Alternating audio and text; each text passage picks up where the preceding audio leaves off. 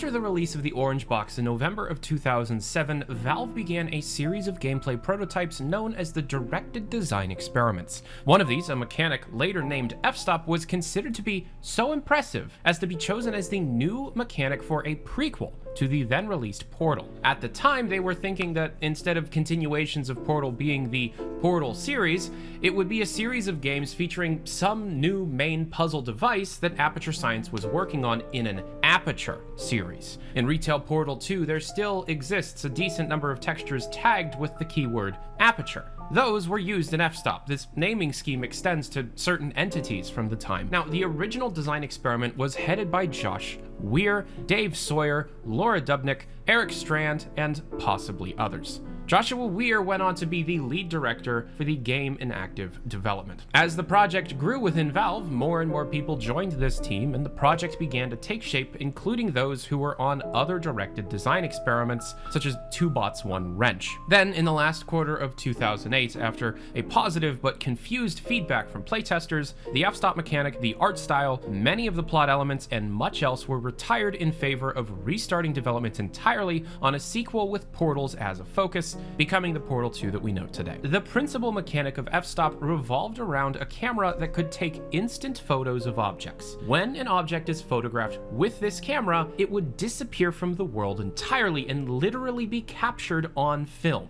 These photos could then be used to place objects back in the world in random places and attach objects together. Now, given textures and materials still present in Portal 2, 3 of these photos could be taken at a time and held in the player's inventory. Later into the game, the player would be given an upgrade item to enable them to rescale objects when placing them. Perspective and scale was the integral part of the game that caused all mechanics and puzzles to take shape. You would take pictures of objects, and based on your perspective of the world around you when looking at the picture, you as the player would be able to rescale any prop in the world to solve puzzles.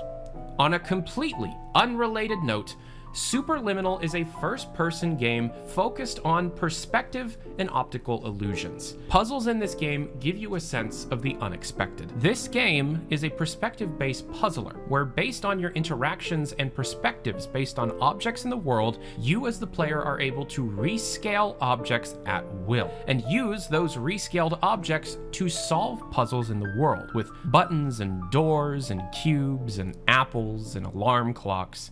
This is made by a group called Pillow Castle Games, based out of Seattle, Washington. And this, fundamentally, is the core of f-stop, the canceled Portal 2 iteration. There are major differences, but the fundamentals are the same. With f-stop, the entire scaling-based mechanics were done through camera abstractions. Instead of it just being an ability that you have in the world being then explained away canonically through, well, it's a dream, Aperture Science had created a camera that effectively does everything that the user is just able to do in Superliminal. And obviously there are other major aspects of f-stop that are not being presented here, such as the story, the main themes, and the characters. In Superliminal, you play as a nameless character being directed through a dream by Dr. Alan Pierce. In f-stop, you were being directed through one of Aperture Science's testing tracks by a young Cave Johnson in the 70s or 80s. Portal 2 proper actually did reuse a lot of the story set pieces from f-stop in the past underground chamber sections, with a much older Cave Johnson and recordings. What's funny is Valve is very gung-ho about Superliminal. This game originally launched on the Epic Games Store last year. With the launch on Steam comes some direct help from Valve, a direct quote from the store page. Quote, "We're having a fantastic launch day so far. Thank you to everyone for your support. We have something to announce that's been in the works for a while. Valve is adding the Portal Companion Cube to the Superliminal Workshop, so you can download and play around with it in the game." F-stop and Superliminal are very different games, but the core puzzle mechanics, the ability to rescale objects through the world in order to solve optical illusion-based puzzles, is what f-stop fundamentally was going to be. If you want a taste of what Valve was developing before they settled on the retail version of Portal 2, I highly recommend you check out Superliminal. It is now released on Steam, and as of recording, it is on sale to celebrate its final Steam release. This This game has also come with a Valve-style developer commentary, speedrun challenge modes, and a wealth of new achievements. I, again, highly recommend Superliminal for anybody that is interested in a Portal-esque puzzle solver that is somehow based in a canceled mechanic that Valve was developing and very keen on using someday. It's obviously a coincidence that these two developer teams, both based out of the Seattle Bellevue area, were able to come up with the almost exact same puzzle mechanic in order to create a first-person perspective and scaling-based puzzler.